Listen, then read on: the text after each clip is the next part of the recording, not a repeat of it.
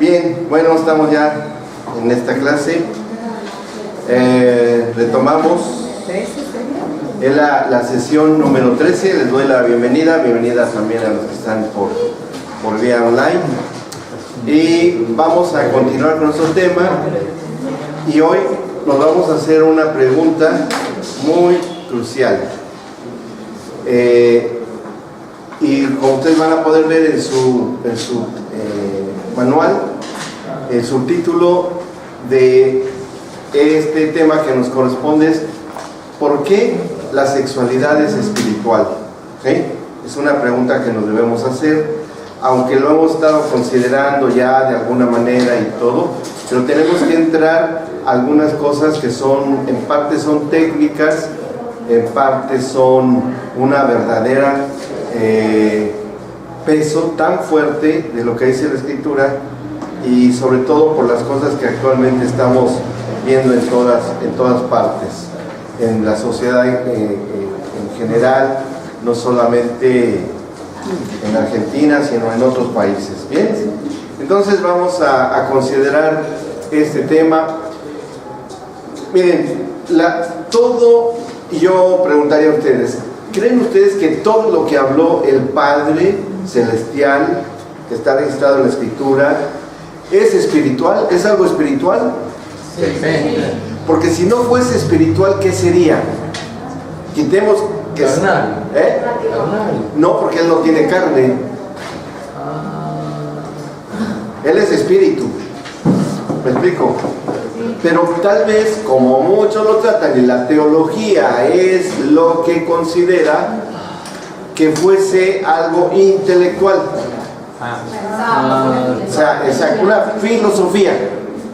La filosofía proviene de la estructura del pensamiento del hombre, ¿verdad?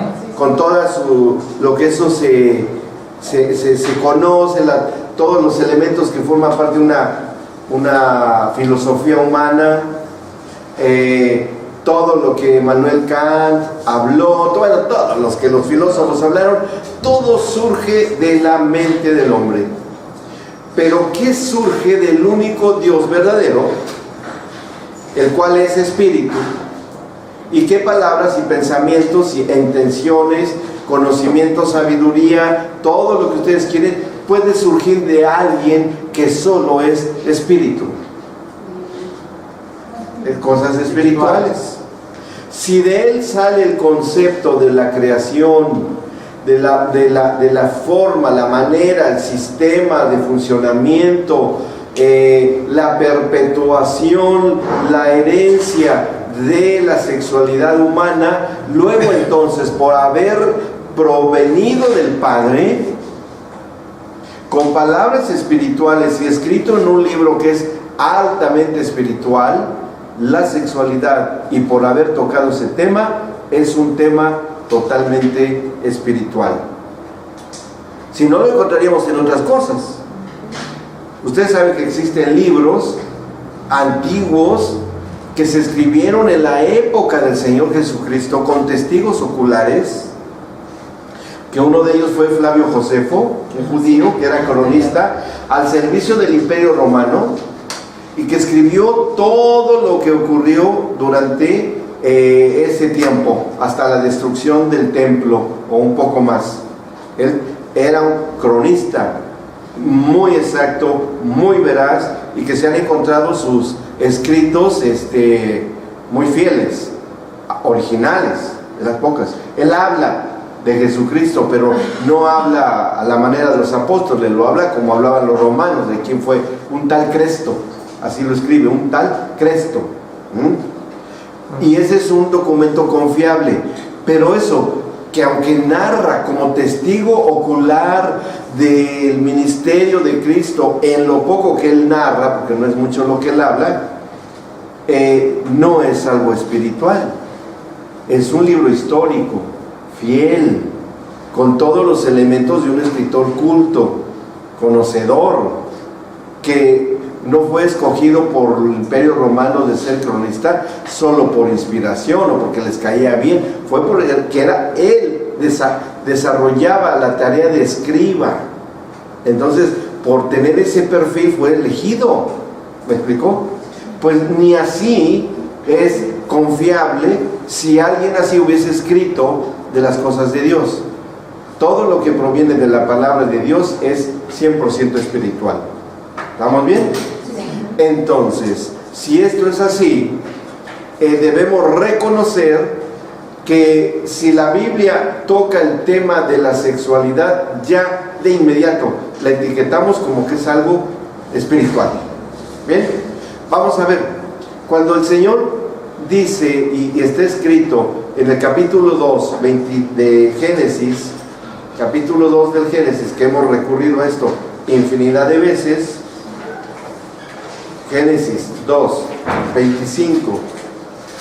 23 al 25, y dice: dijo entonces Adán: esto es ahora hueso de mis huesos y carne de mi carne. Esta será llamada varona, porque del varón fue tomada. Por tanto, dejará el hombre a su padre y a su madre, y se unirá a su mujer, y serán una sola carne. Ahora, aquí surge que nos hagamos una pregunta.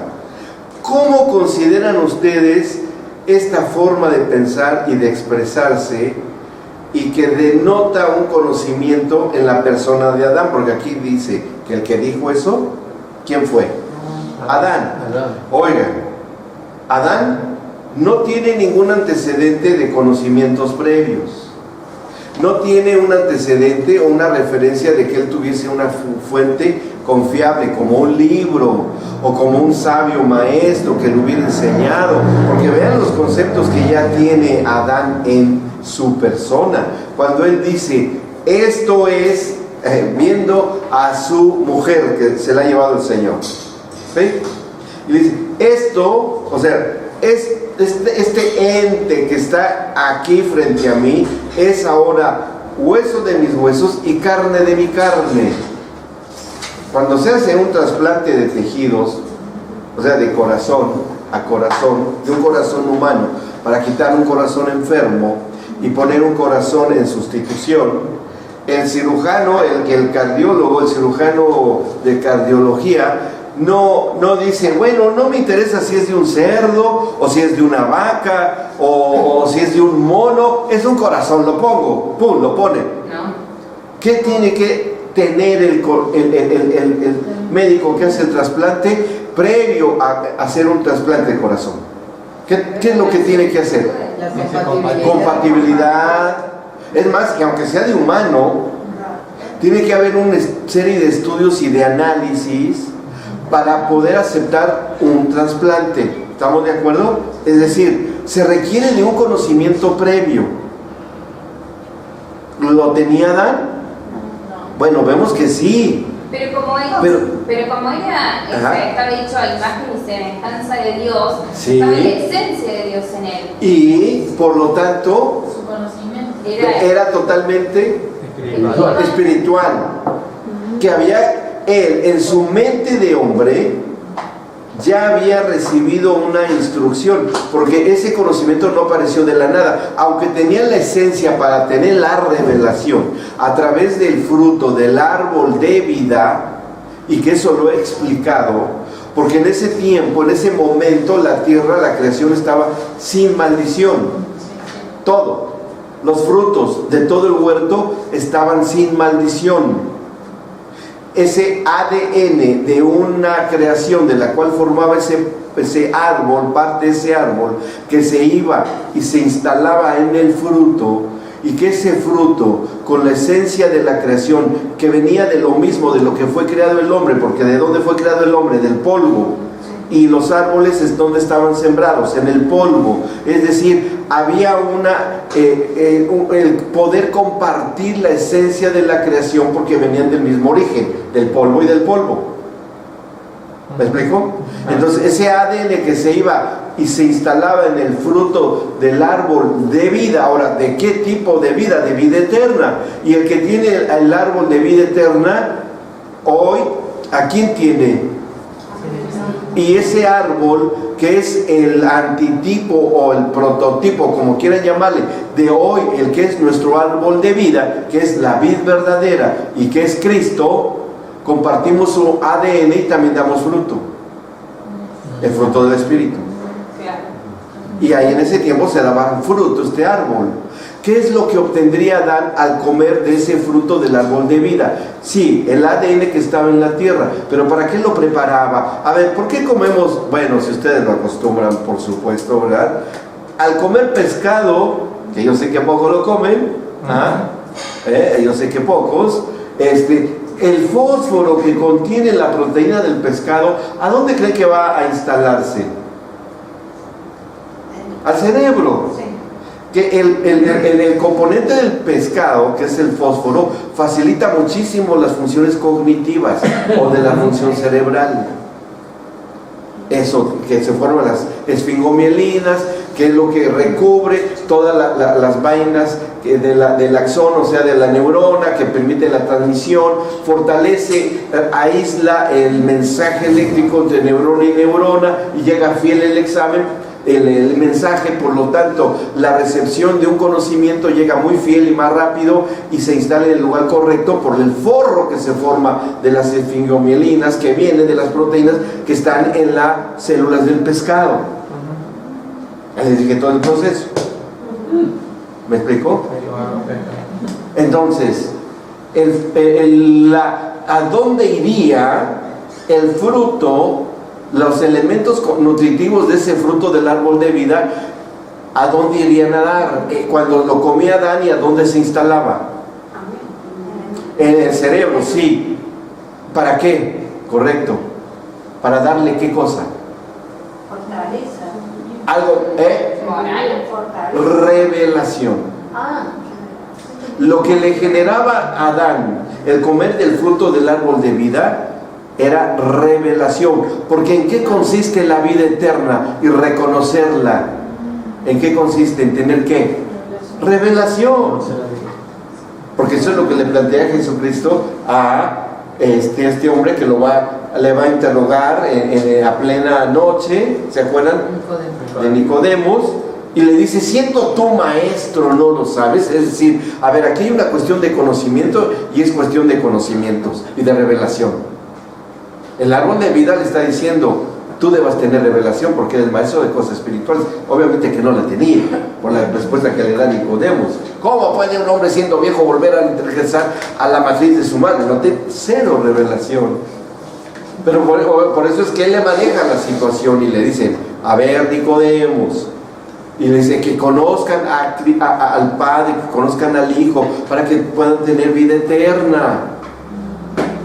Eso es lo que transmitía el fruto del árbol del árbol de vida en el huerto del Edén.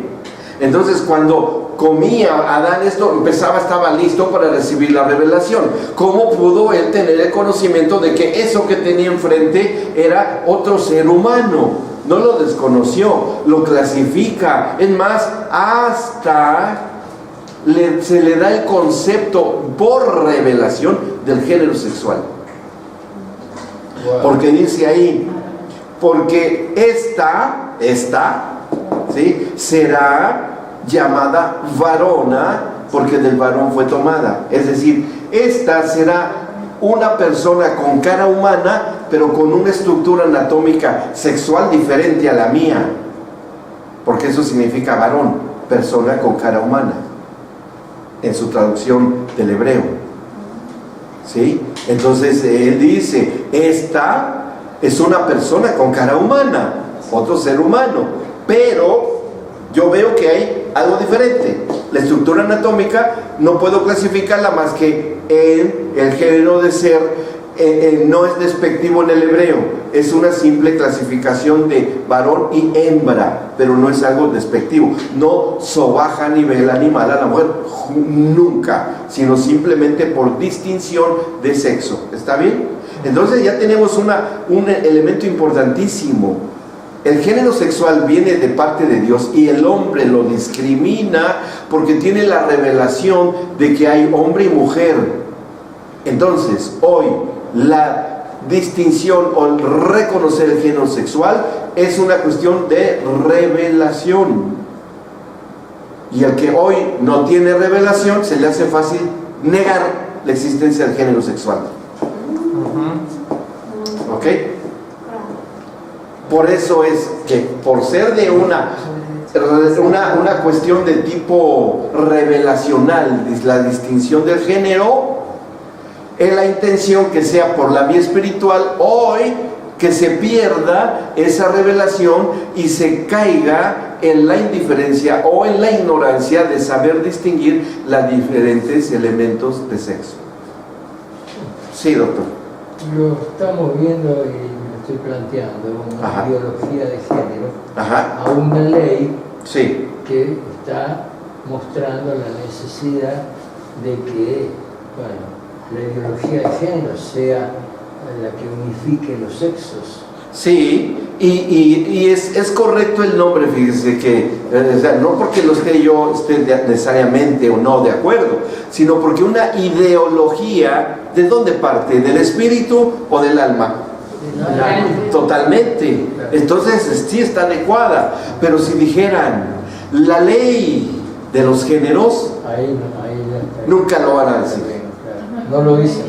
No, nunca lo van a decir, sino simplemente ideología, en una cuestión un poco más de mayor nivel de complejidad que una teoría. Porque el poder del pecado es la ley. Claro, por supuesto, ahí se engloba todo. Bien, ¿vamos bien? Bien, entonces, debió tener algo previo a Adán. Y eso, algo previo que tenía, esta capacidad de distinguir, que la leemos acá, esta será llamada varona porque del varón fue tomada.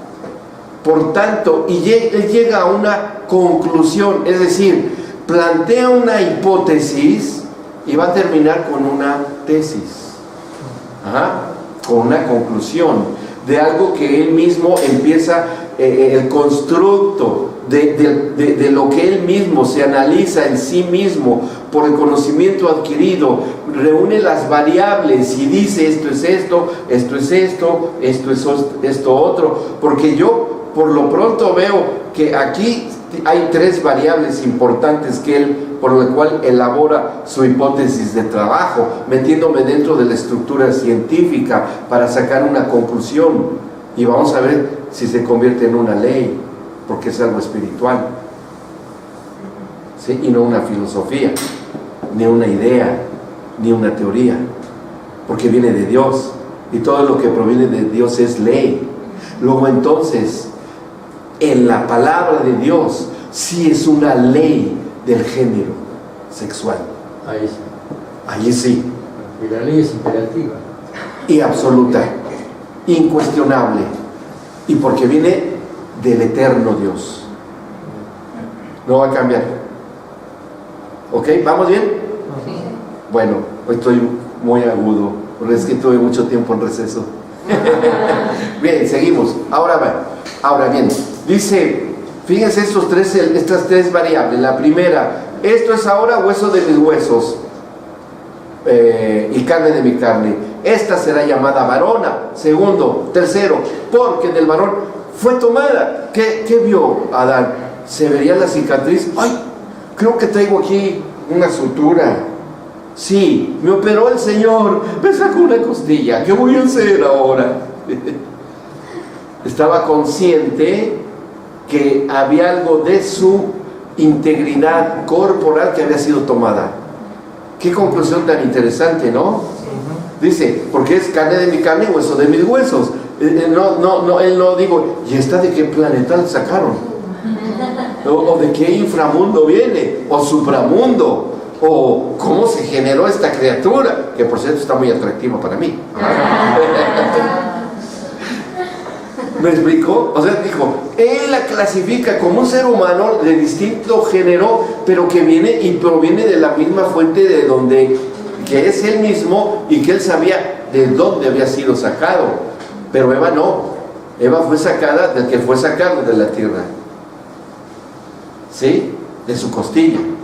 De una parte de tejido celular, de donde el Señor, si quieren, ahí pueden encontrar el dilema de la clonación, pero bueno, el Señor es experto en clonación y exitoso 100%. El hombre no es exitoso en eso, porque jugar a ser Dios está complicado. Y bueno, después dice, porque del varón fue tomada, y termina con esta conclusión: por tanto, o por consecuencia. Ya finaliza: por tanto, dejará el hombre a su padre y a su madre y se unirá a su mujer y serán una sola carne. Miren qué interesante, porque Adán no tenía suegros. No tenía suegros. Es más, no tenía madre. Tal vez reconocería a Dios como padre. ¿O qué habría en la mente? ¿O qué había llegado? ¿Por qué llegó a esta conclusión tan extraordinaria alguien que aparenta ser un huérfano absoluto? Digo, porque no tenía papá ni mamá. La revelación de la familia, de qué es el propósito de Dios. Allí se empieza a hablar por primera vez de la familia. Y ese es el punto. La familia se adquiere el concepto de que es algo de origen totalmente espiritual. No es una construcción social. ¿Me explico? Ni la cuestión del género. Esto es una revelación espiritual. Ajá. Y el primer ser humano que pisó el planeta Tierra es el que inaugura el concepto de lo que es familia, padre, madre, y habla de descendencia. Ajá. Y bueno, yo considero que esto tiene un gran argumento.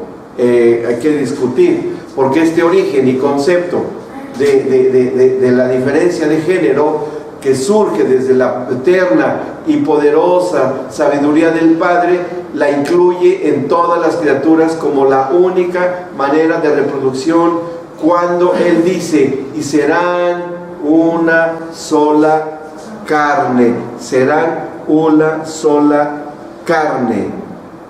¿Me explicó? Y así fue, así es como ese concepto del que hemos hablado, de qué es eso de una sola carne, que es en sí el acto sexual, la intimidad sexual. Bien, este concepto de ser una sola carne, como ya lo dijimos en alguna ocasión, no era desconocido por Adán, porque él ya tenía otra situación previa, porque él tuvo la oportunidad de ver la reproducción animal. ¿Sí? Recuerden que estamos hablando de un tiempo indefinido, del no tiempo. ¿Ok?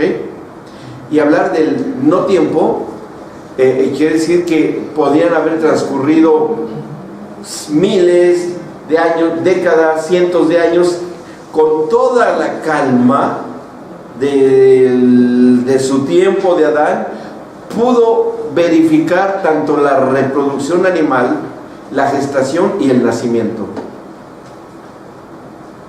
Ya entendiéndolo así como parte de su enseñanza, si bien de una raíz espiritual, pero en la vida práctica, viéndolo él mismo. Bien, entonces tuvo doble vía de conocimiento, y él seguramente también llegó a estas conclusiones, o que Dios mismo se lo haya podido decir: serán una sola carne, tú y ese ser que tienes junto a él. Y probablemente hasta hubiese, estoy especulando un poco, pero no está tan disparado en la fantasía, que él mismo le haya preguntado a Adán y le haya dicho el Señor en un diálogo: ¿sí? Señor, ¿qué están haciendo estos? Están generando algo, están generando vida. Ah, qué interesante, ¿eh? ¿Y cómo es el proceso? Ah, mira, es así, así y así. Y yo he creado esto así, así. Es más, tú lo vas a hacer. Y calculo que sí, porque si después le da la orden de multiplicarse, ajá, es como que de algún lado lo tuvo que sacar. Claro, y él se da cuenta que cuando había la reproducción de una cierta especie animal, ¿qué es lo que generaba esa especie a través de la reproducción? Un igual. Entonces para él estaba muy firme el concepto de ser una sola carne, ser una sola especie. ¿Me explicó? A través de el acoplamiento sexual diseñado por Dios. En el el 20 dice, más para Adán no se halló ayuda idónea para él, o sea que era necesario que hubiera alguien como él. Igual pero diferente, o sea, otro ser humano de la misma especie, exactamente. O sea, que ahí para Adán eran claras muchas cosas, bastantes cosas, ¿sí? No era difícil para él entender esto, aparte de que tenía la revelación dada por el Padre, tenía todos los elementos necesarios para adquirir esa revelación, y para él no le costó ningún trabajo la reproducción y reproducirse con lo que sería su contraparte, su mujer. Ningún problema. Así como han nacido las especies que ya están naciendo, yo creo que es igual, creo que sea semejante, tengo el diseño, tengo las funciones, hablándolo y comunicándoselo a su mujer. Hasta ahí podría haber llegado el conocimiento de Adán, era suficiente. Ahora nosotros vamos sacando otras conclusiones con lo que ya la misma ciencia ha determinado, que si bien al serán una sola carne, y después cuando ellos ya conocen la orden que se les da de que poblaran el planeta, yo creo que en el caso de Adán y Eva no hubo nunca el temor que, hablando ellos como esposo y esposa, como marido y mujer, le haya dicho: oye, ¿por qué te está creciendo la panza? Pues yo creo que por lo que hacen los demás, y nosotros lo hacemos también. No sea que vayas a tener un mono. ¿Me explicó? Él tenía claro que iban a ser alguien de la misma especie, es decir, otro ser humano, y que nació otro ser humano, y tuvieron su primer hijo, que fue Caín. Después tuvo otro ser humano, que fue y después tuvo otro tercer ser humano, que fue Seth, y después haya tenido hijas, que después en la descendencia que vivió muchísimos siglos, esas mujeres y hombres se dispersaron en sus ámbitos geográficos, y después entre ellos haya habido relaciones, y así se fue propagando la especie humana. Ajá. Pregunta. Sí. Lo hemos hablado con usted también. Ajá. Usted está hablando de sexo y de la conciencia del sexo, y de la conciencia del varón y de la mujer. Ajá. Hay una unidad ahí, ¿no es cierto? Hay, claro que la hay, claro. De unidad. Sí. Ahora, si tuvieron, por esto de multiplicarse, la orden de multiplicarse, para tener esas relaciones sexuales, el árbol de la ciencia del bien y del mal, ¿hasta dónde tiene que ver con lo sexual? Eso es una excelente pregunta, porque para complementar bien esta escenografía que hemos creado este momento, sí nos haríamos esa pregunta, que de alguna manera ya la haya mencionado, pero me encanta decirlo. ¿Qué con el árbol de la ciencia del bien y del mal? Bueno, viéndolo bien en su interpretación correcta, las cosas no son buenas hasta que se prueban o se hacen, hasta que se ejecutan, ¿sí o no? ¿Verdad? Mientras no sabemos si son buenas, y las cosas por igual malas, no sabemos si es malo hasta que se ejecutan. ¿Me explico? Mientras no se realizan o no se hacen, son intrascendentes, puede ser bueno, puede ser malo. Por eso ahí hay algo que ocurre sumamente interesante, porque también ocurre una cuestión de paternidad ahí que también se genera, y el cual también escuchan a Adán y Eva, y bueno, por ahí lo menciono, me adelanto un poco porque por ahí más adelante lo menciono, y lo voy a decir con respecto, voy a volver a ligarlo con lo que usted está comentando, doctor, ¿sí? De cómo es esto de la ciencia del árbol del bien y del mal. Miren, hay ahí algo buenísimo. ¿Se acuerdan que el Señor Jesucristo en una ocasión, cuando hablando con sus discípulos y con los fariseos principalmente, los discípulos estaban escuchando, pero esto iba dirigido a los fariseos, a los escribas, a esta gente, también a sus discípulos, cuando categoriza el Señor Jesucristo en dos géneros de línea paternal a los hombres, hijos de Dios, y a los hijos del diablo, y así de tajante y de radical es. Y uno cuando se hace una pregunta: ¿por qué fue tan radical el Señor Jesús cuando dijo eso, no? Cuando no tenemos una explicación clara, se nos hace muy radical, ¿o no? ¿Verdad? Pero es interesante, fíjense qué es lo que pasó, porque el Señor Jesús ahí revela la naturaleza paternal del diablo. Cuando Él dice: porque vosotros sois de vuestro padre el diablo. O sea, a ver, ¿el diablo puede ser padre? Pues sí, porque lo dijo Jesús. ¿Y cuándo fue que fue padre el diablo? ¿Se lo han preguntado? Y es algo totalmente espiritual, porque él es el espíritu, ¿o no? Bueno, fíjense cómo estuvo la situación, porque él necesitaba engendrar para ser padre, ¿sí o no? Y como él era espíritu y es espíritu, él tenía que concebir y engendrar algo de qué tipo? Espiritual. Pero como estaba en el ámbito ya de la materia, y como de lo material, tenía que engendrar algo espiritual a través de lo material, ¿o no? Porque él también estaba ya dentro de una cuestión hasta cierto punto visible, algo espiritual él, visible para lo material, porque lo estaba viendo y oyendo Eva, que era materia, ¿o no? Sí. Entonces, puede ser que había una interacción. Entonces él dice: yo tengo que engendrar algo, porque yo sé cuáles son los planes que tiene Dios, que a futuro yo lo sé, porque en la multitud de sus contrataciones él haya entendido que el Verbo no encarnado estaba también trabajando, y el Espíritu Santo en la creación. Y él determina: yo tengo que interactuar con esta creación para usurpar la posición del Padre. Su rol de Padre tiene que ser usurpado por mí, para que yo sea adorado. Entonces, para poder yo engendrar algo espiritual, que algo que sea de tipo espiritual, lo que puedo yo hacer es hacer que la mujer que está ahí, que se llama Eva, pueda engendrarme un hijo. Y cuando él le dice a Eva en el capítulo 3 del Génesis, cuando le dice: con que Dios les ha dicho, versículo 1 estoy leyendo, no comáis de todo árbol del huerto, ¿eso fue una verdad o fue una mentira? Media verdad. Una verdad a medias, pero él la deja así nada más, y Satanás se queda a la expectativa, ¿sí? Se queda así, a ver qué contesta, a ver qué dice la mujer. Y cuando la mujer le contesta y le dice: y la mujer respondió a la serpiente: del fruto de los árboles del huerto podemos comer. Y Satanás está: ¿y qué más? Y dice: pero del fruto del árbol que está en medio del huerto, dijo Dios, no comeréis de él.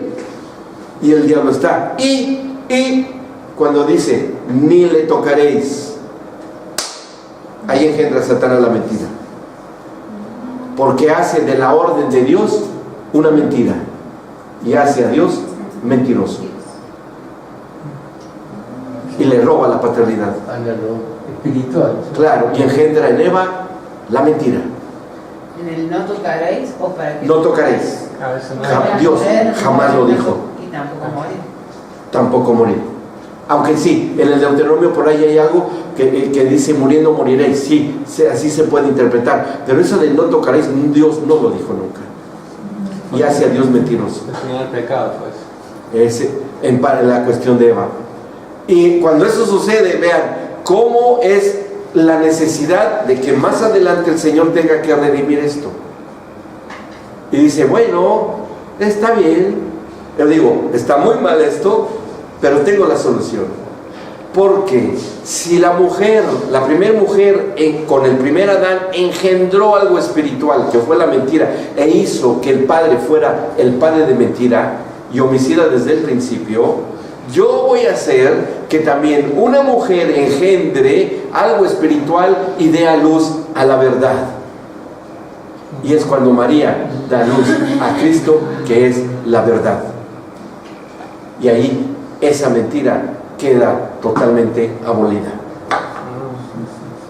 Y cuando Jesús dice: yo soy el camino, la verdad y la vida, ahí está dando cuenta de la paternidad que tiene Cristo, porque Él es la verdad engendrada de mujer. ¿Sí? ¿Ok? ¿Vamos bien? Seguir la redención. Sí, el plan de la redención, pero hasta que fuera el tiempo. Con el postrer Adán, que sería Cristo mismo. ¿Sí?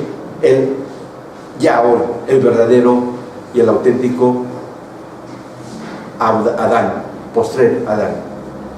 Bueno, eso es en cuanto a la paternidad del diablo, que también se dio allí. En ese momento ahí se dio. ¿Y qué? ¿Y qué pasó ahí? Porque si bien el fruto del árbol de la vida, de la ciencia del bien y del mal, ¿de qué se nutría? De la misma tierra. Pero, a ver, yo les planteo esto y se los he planteado en ocasiones, y voy a tomar un ejemplo que me gusta dar porque es muy claro de entenderlo. La farmacología. ¿Sí? ¿La farmacología es buena? Sí, es buena, porque ¿qué se saca de ahí? Medicamentos. Los medicamentos, ¿para qué? Para curar, que no debe haber enfermedades. Entonces, bueno, como ya está sacada bajo esa configuración, pues ya no pertenece al árbol de fruto de vida, porque ya la enfermedad no es consecuencia de la eternidad, ¿me explico? Por eso está en ese árbol, porque ese árbol representa lo temporal, representa el trabajo humano, representa la filosofía y el pensamiento del hombre, pero no la cuestión de la revelación y lo espiritual. Aparece la serpiente en los farmacéuticos. Y porque tenía que ser probada la obediencia, ¿me explicó? En la creación, que es el hombre, es criatura, pero la obediencia tiene que darse. Y es, a ver, Adán, ¿con qué vas a funcionar? ¿Con tu espíritu o vas a funcionar nada más con el alma? Y yo no sé, yo preferiría lo espiritual comiendo el fruto del árbol de vida, pero en determinado momento podría yo probar ese fruto, ¿no? Bueno, si lo comes vas a morir, tú decides. ¿Tienes inteligencia? ¿Tienes capacidad de decisión? Y recuerda que esta es una relación tuya y mía de amor. Y el hombre le deja el árbol de la ciencia del bien y del mal para que su alma funcione, para elegir decisión, voluntad, para entendimiento, mente, inteligencia, capacidad cognitiva, ¿sí? Y afecto. ¿Me amas? Obedéceme. ¿No me amas? Desobedece. Pero pruébamelo. ¿Está bien? Pues sí, porque ¿de qué otra manera se prueba el alma? Más que con las cosas del alma. ¿Está bien? Por eso estaba ahí ese árbol, que aunque se nutría de la misma tierra con bendición, pero la ciencia del bien que estaba ahí, que podría ser la farmacología, también podría transformarse en la ciencia del mal. ¿Cómo se transforma en mal la farmacología? A ver, les pongo un ejemplo. ¿La cocaína es buena? No es buena ni mala. Es buena porque quita el dolor, la morfina. Se usa en la cirugía, en los quemados, en los accidentados. Para eso es ciencia del bien. Ciencia del bien. Pero cuando se hace ciencia del mal, cuando se usa para las adicciones. Y por eso digo, no es ni buena ni mala, depende del alma del hombre, ¿o no? Entonces por eso estaba ese árbol. ¿Bien? ¿Vamos bien? Muy filosóficos hoy, estamos con mucha revelación de la palabra. Pero bueno, nos aclara mucho el panorama, ¿no? Nos va aclarando. Porque todo esto lo vamos a enfilar hacia la sexualidad. Porque la sexualidad es igual. Si la sexualidad se hace presa del alma, ¿en qué se transforma? ¿Se transformará en una ciencia del mal? Potencialmente. ¿Y es cierto o no? Cuando la maneja solo el alma. Pero cuando la maneja el espíritu, y que su origen es espiritual, va más allá de la ciencia del bien, es algo espiritual. ¿Vamos bien? Yo no le veo más que eso, así de sencillo y de simple. Pero bueno, seguimos. Sigue diciendo, y con esto estábamos en nuestro punto, porque esto era para cumplir el mandamiento que le ha dado el Señor, que le ha dado de decirle al Señor, a Adán, multiplíquense. Y allí, para que pudiese existir la multiplicación, tenía que darse algo muy necesario. Imaginen ustedes que el Señor le dijera a Adán, por ahí hay un insecto que anda volando por ahí, que se llama Hespérida. No sé si han ustedes oído hablar de ese insecto que se llama la Hespérida, porque no existe aquí en Argentina, existe en las selvas del Amazonas, pero bueno, les explico qué es. Es un insecto que vive un solo día, y que ese día que vive, el macho, solamente ese día que vive lo usa para reproducirse. Engendra con la hembra da a luz, pone sus huevecillos y también muere. Es el animal de más corta vida, un día de vida. Imaginen ustedes que le dijera el Señor a Adán, fuiste mi máxima creación, me costó tanto trabajo hacerte, no hombre, para comprender los mecanismos hormonales y hacerte el cerebro y conectarlo, y que por acá y que por allá, no, me costaste un diseño tan complicado y tan difícil. Y mira, estuvimos trabajando 24 horas al día sin comer, ni salir, ni comer nada, ni una gaseosa nos podíamos ver. Me costaste mucho trabajo, pero eso no es lo difícil.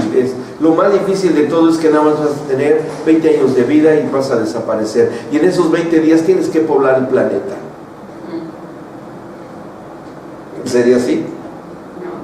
¿Qué tenía que hacer el Señor para que eso fuese posible? Llenar la tierra. ¿Hacer lo qué? Hacerlo eterno. Y el Señor dice, a ver, ¿cómo puedo yo hacer a esta criatura eterna? Si me funciona con los animales. Es más, me voy a dar un viaje al futuro para ver si es eterno, y el modelo que he hecho está existiendo en el futuro. En su omnipresencia viaja al futuro el Señor y ve al hombre, el planeta llenísimo, ve a miles de millones de chinos, ve a millones de argentinos, a millones de mexicanos, con diferentes razas. Si funciona el modelo de la reproducción. Lo que yo ya pensé, si funciona, me regreso al pasado. Así, ahora te tengo una buena noticia, que sí vas a poder poblar el planeta. Sí, de veras, Señor, o sea, voy a vivir tantos años. Bueno, después hablamos tú y yo, porque por ahí vi otra cosa. No te encontré en el futuro. ¿Cómo, Señor? ¿No me encontraste en el futuro? No te vi. Pero entonces, ¿cómo vas a resolver lo de la eternidad? No te preocupes. Dentro de cada célula tuya he puesto algo que se llama mitocondria. Y dentro de la mitocondria, dentro de cada célula de tu cuerpo, hay una cadenita, se llama... Y verá, los elegantes que van a abrir dentro de muchos siglos, que yo los escuché y me reí un poco de ellos, por lo complicado que son, le pusieron un nombre. ¿De qué nombre le pusieron, Señor? ADN ribosomal. ¿Y qué es eso? Ácido desoxirribonucleico del ribosoma. ¿Cómo? Sí. ¿Y eso qué, Señor? Yo he puesto ahí la eternidad del hombre, en ese ADN, dentro de cada ribosoma, en cada célula del hombre. Ahí está puesta la eternidad. Lo van a descubrir mucho tiempo después, pero ahí está. Señor, buenísimo. O sea que soy eterno aunque yo no esté. Sí, no te preocupes. ¿Y por qué no estaba? Eso lo vas a ver después. No te preocupes, lo vas a saber en su tiempo. Wow, no se lo dijo, iba a ser después.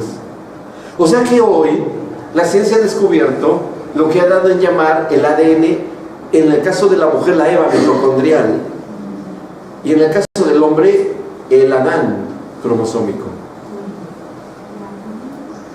¿Y por qué le pusieron el Adán y la Eva? Si se supone que la ciencia es muy atea, ¿no? Porque se refiere no solamente a la eternidad para la perpetuación de la especie en la cuestión de la generación de seres humanos, sino también en la perpetuación del género sexual. Por eso es la Eva mitocondrial, porque en la mujer, en sus mitocondrias de cada célula, está puesto el mensaje de que siempre ella será XX, siempre será mujer, eternamente mujer. Y en el hombre, en el Adán cromosómico, siempre será XY. En su cromosoma sexual, siempre el varón será siempre y eternamente varón, sin mutaciones. Y así Dios lo creó.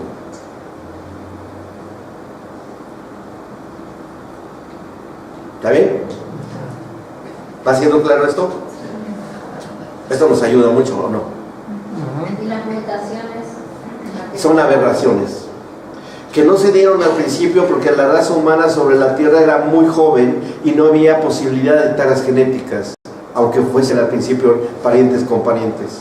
Eso ha sido una consecuencia de las mezclas lejanas de ADNs mitocondriales y de etcétera, de otro tipo de ADN en el genoma humano, en el que hubo un parentesco de unos antepasados muy en el pasado y que se llegaron a mezclar.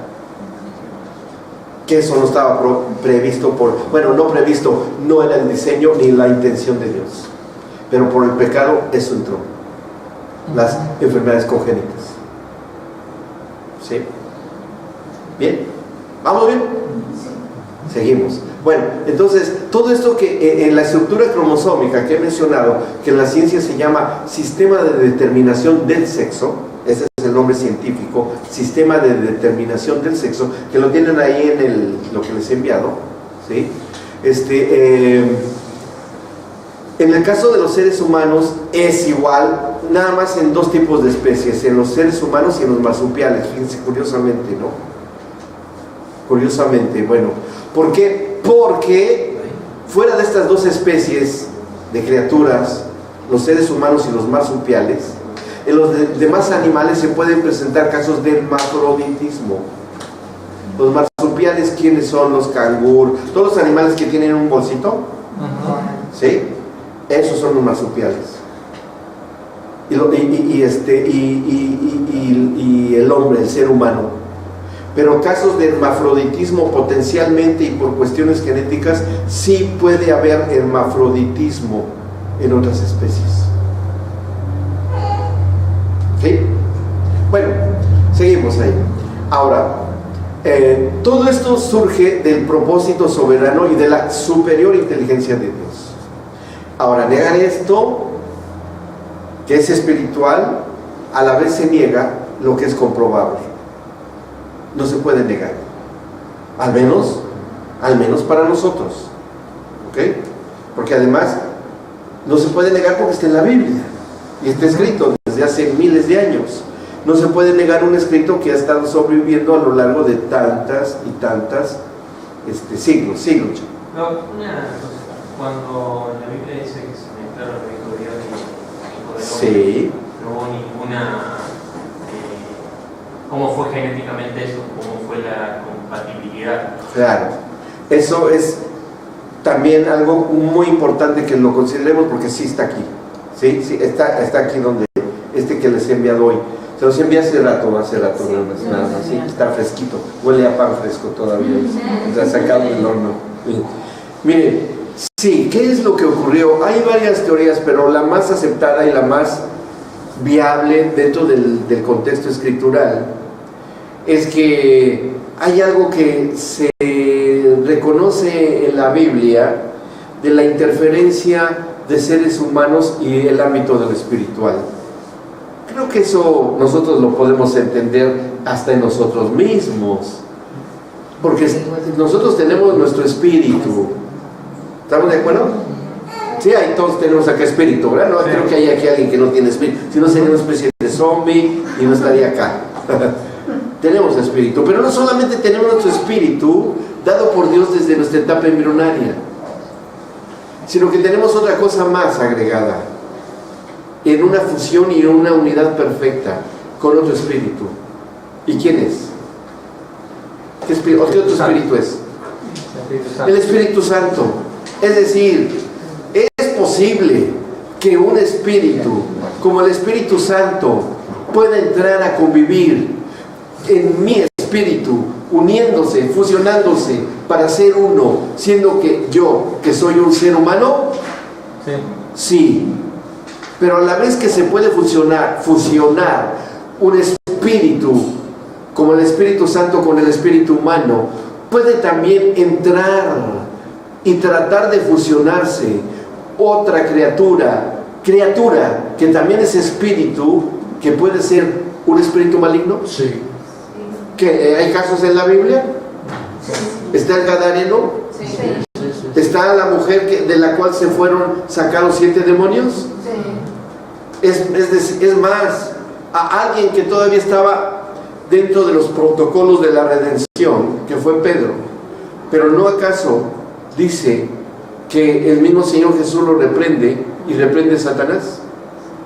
No estaba posesionado, pero era un pensamiento demonizado, el de Pedro. En el que sí entró fue en Judas, porque lo dice la Escritura, que en Judas, el día que fue a vender al Señor, entró en él Satanás.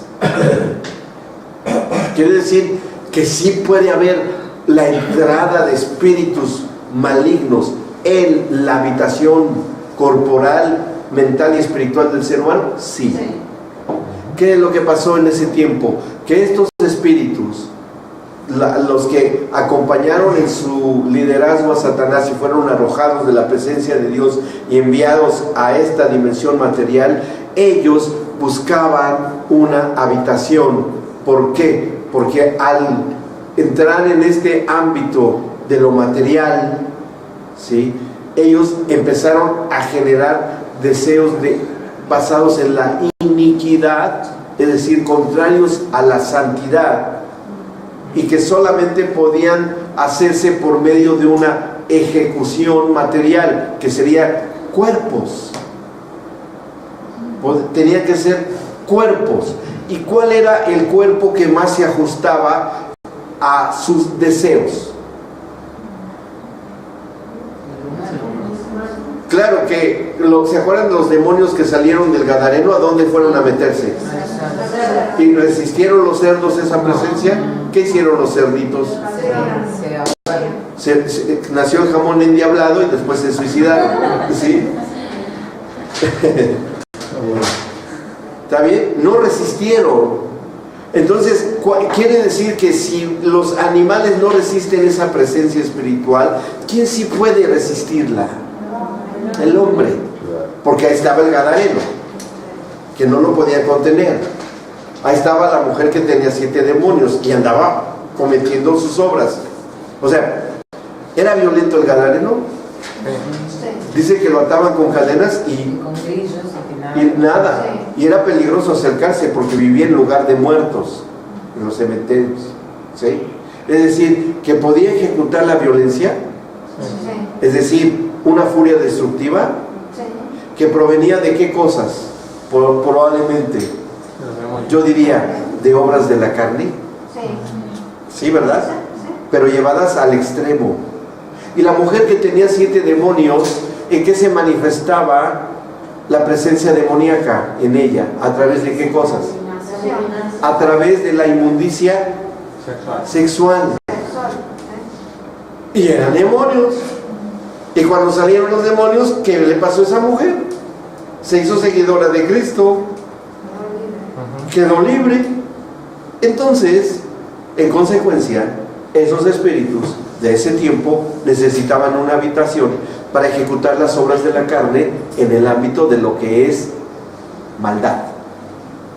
¿Qué hicieron entonces? Se encontraron a las hijas de los hombres, como vieron que eran hermosas, porque eso dice la Escritura, ¡fum!, se posesionan de ellas, y son mujeres en ese tiempo que fueron llenas de espíritus inicuos, llenos de espíritus de inmundicia, y les engendraron hijos, donde dice que nacieron los gigantes.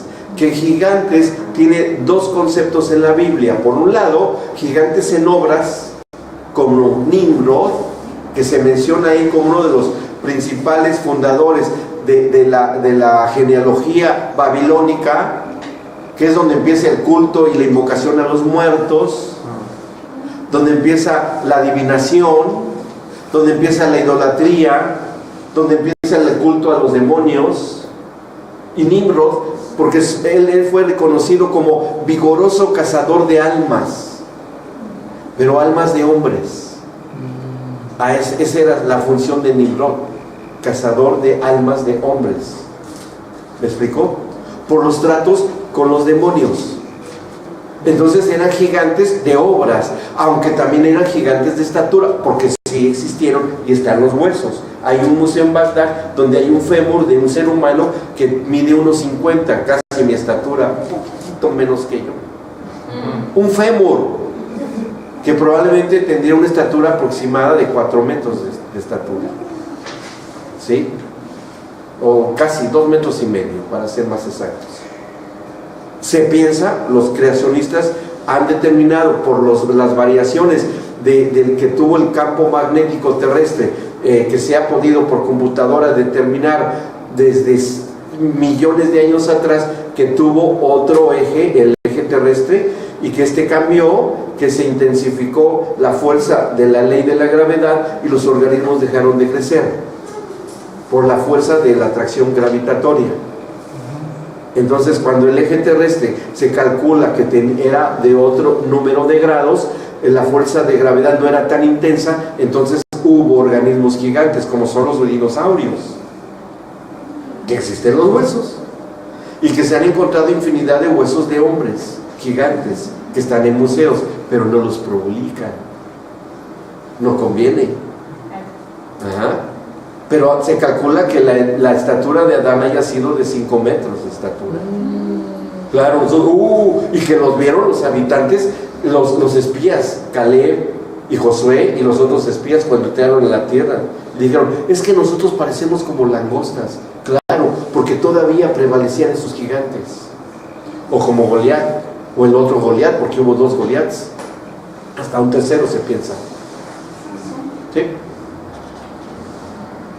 ¿Ok? Interesante, ¿no? Entonces, estos espíritus se mezclaron con las mujeres a partir de entonces. Y que se las encontraron fácilmente porque ya se había propagado la raza humana y habían pasado ya muchísimos años. Adán vivió 960 años, entonces tenía bastante tiempo para procrear hijos, centenares de hijos, hasta que se le quitó la vida. Que fue la triste noticia que recibió. Adán, ¿te acuerdas que algún día te dije que no te encontré? Sí. Bueno, es que tus años ya están contados tus días. Es más, esos que yo vi, hasta máximo 120 años van a vivir. Y bueno, así fue. Bueno, dice, en la Biblia dice, fíjense, estas mezclas fueron los que también propiciaron a lo largo de las generaciones las aberraciones cromosómicas y las enfermedades genéticas. Dentro del ámbito de la sexualidad, por lo menos les puedo hablar de 2 síndromes, hay muchos, pero por lo menos les puedo hablar de 2 muy reconocidos. En el caso de la mujer es el síndrome de Turner, o la supermujer, que no tiene a la supermujer, porque tiene 3 cromosomas X, XXX. Tiene una alteración genética fuerte, severa. Y el síndrome de Klinefelter en el varón, que tiene también alteraciones en sus cromosomas sexuales, pero que tienen muchísimas alteraciones en todo el cuerpo, son estériles, no viven muchos años, llegan a morir, jóvenes, sufren mucho esas personas, bastante. Son aberraciones cromosómicas en el ámbito de la cuestión de género. Pero es todo, no hay más.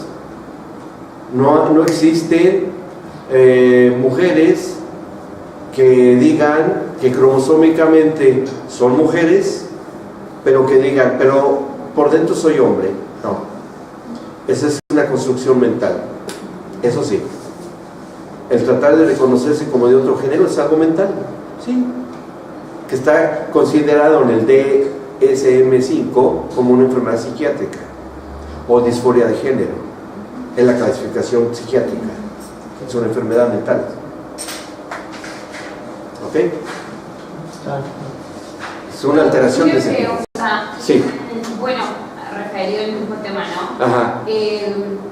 Cuando las personas, ¿no?, que padecen de esto toman hormonas ¿Cómo Sí. se traduce? ¿Cómo se...? Ah, claro, porque son estimulantes químicos que se han descubierto que interactúan con las células que están produciendo para producir o para suprimir la producción hormonal que va determinando las funciones sexuales. Eso es lo que hace. Nada más. ¿Sí? Sí. Bueno, ahora, todas estas enfermedades que son intratables porque no se pueden cambiar los cromosomas. No existe algo que diga, a ver, con estas pildoritas vas a cambiar tus cromosomas, van a cambiar. No hay. Es más, les anticipo, nunca lo habrá. Nunca lo habrá. Podrá haber experimentos, podrán salir, como ya han surgido ahí, cuestiones de la clonación y todo que no prosperan, no tienen futuro, no ha avanzado la ciencia en eso, porque no es posible transformar lo que es a lo que no es. ¿Sí? Bien, ahora, por eso no es posible hasta hoy la manipulación genética para revertir todos estos casos raros. Mucho menos el accionar mental del individuo para manipular su propia genética. Nadie, porque lo desea, puede cambiar su propia genética. Nadie puede tener una ilusión mental de que ha cambiado, pero cromosómicamente sigue siendo lo que es. Lo dice la ciencia, no estoy diciendo algo. La responsabilidad la tienen los descubrimientos científicos de decir eso. No hay cambios, no puede haber cambios. Y bueno, así es. Pero la Biblia sí dice algo interesante. Porque si no es el hombre el que pueda cambiar la genética, ¿quién sí podrá? Dios. Dios sí puede cambiar la genética, ¿eh? ¿Y hay pruebas en la Biblia? Sí. Vean este versículo, 1 de Corintios 15, 51 al 52. ¿Se acuerdan que les dije en dónde se encuentra contenida la inmortalidad del ser humano? En las mitocondrias, ¿se acuerdan? En el ADN mitocondrial. ¿Estamos de acuerdo? Sí. ¿Sí? Genética. ¿Está bien? La eternidad, es decir, vivir para siempre. ¿Sí? ¿El Señor determinó la muerte en el ser humano? Sí. O sea, fíjense qué tremendo el diseño que hizo el Señor. En lo individual se modificó la eternidad. En el individuo, como él solo. Pero como especie, el Señor ha preservado la eternidad por una construcción genética. Es decir, nosotros viviremos 120 años, pero nos perpetuamos a través de nuestros hijos. Siempre. ¿Sí? O sea, es interesante. Por un lado, la eternidad continúa como especie, pero como individuo, no. Pero va más allá de lo que el Señor es. Miren, 1 Corintios 15, 51 y 52 dice así, y lo dice Pablo: he aquí os digo un misterio.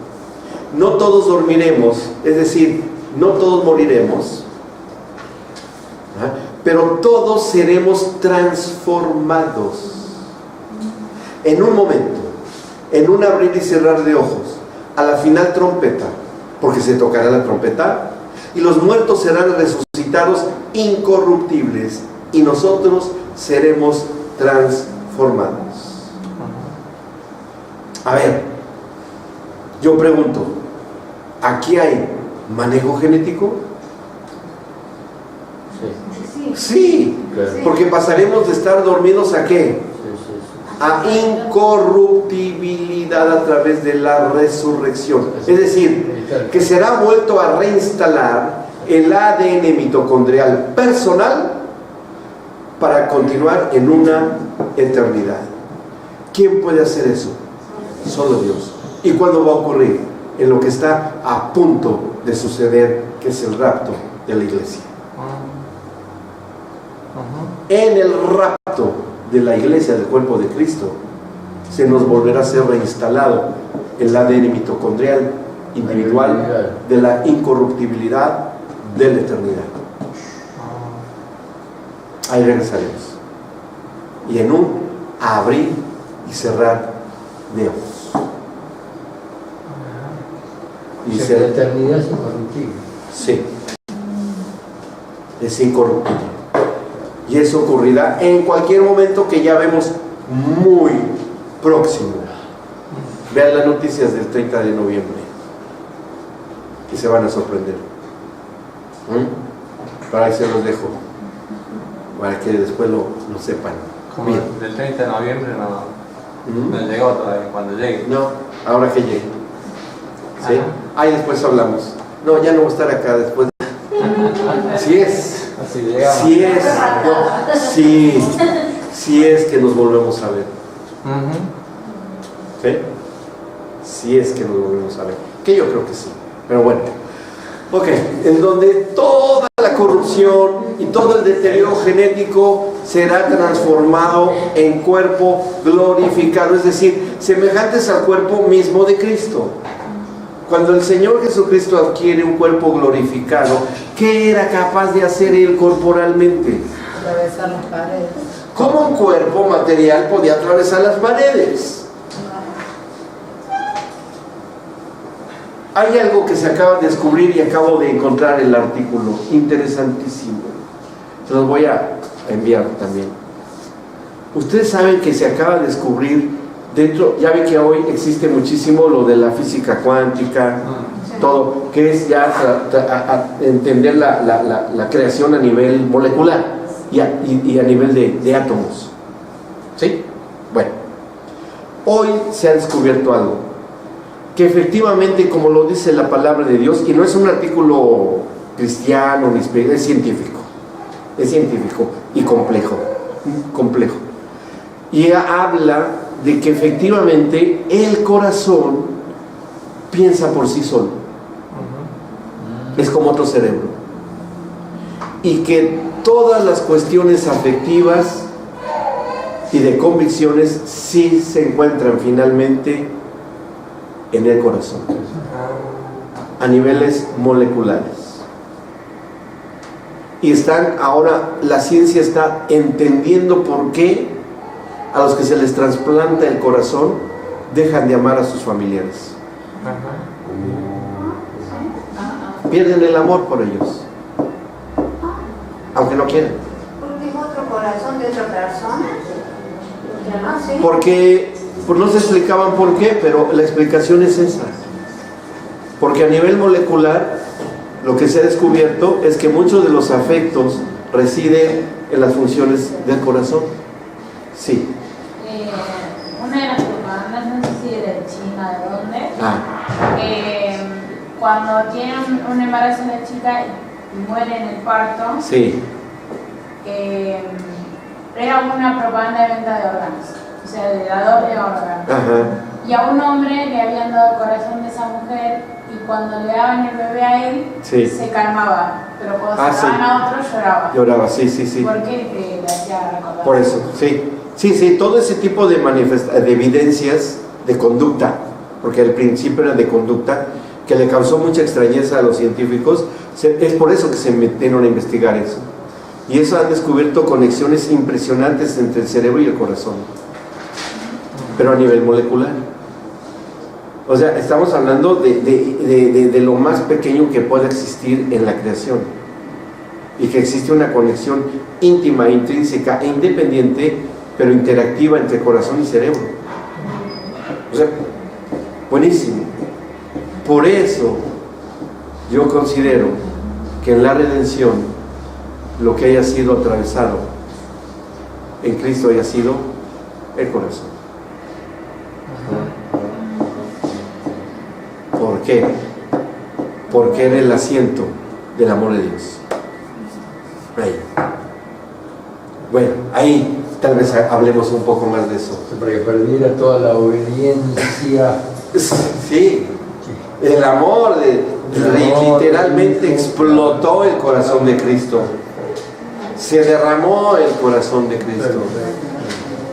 ¿Sí? En el estudio forense de su muerte, eso ocurrió, que lo viste, Germín, ¿no? Y bueno, entender el concepto de ser una sola carne en el libro del Génesis no solamente comprende el acoplamiento sexual hombre-mujer, sino también concluimos con esto, la unificación de conductas espirituales y anímicas del alma ¿qué reconocemos como la resultante del fruto del Espíritu en ambos? O sea, que lo perfecto en el hombre y la mujer es que para que den fruto del Espíritu exista un matrimonio. En cuanto al perfeccionamiento, son perfectos en lo individual, pero para cumplir el mandamiento de Dios se perfecciona aún más cuando es a través del matrimonio, y del matrimonio a través de la vida sexual. Matrimonio a través de la vida sexual. Así es, como parte de... Corríjame, pero sí, tengo entendido que cuando es dentro de ese diseño eterno de Dios, que es el matrimonio, cada relación sexual, por eso no se debe negar ni la mujer ni el hombre, genera luz. Porque es un mandamiento, claro, y se genera luz cuando hay la fertilización que se ha descubierto. Bueno, vamos a nuestras casas, regresamos después a nuestra próxima sesión. Esta fue la sesión número 13. Regresamos a la casa.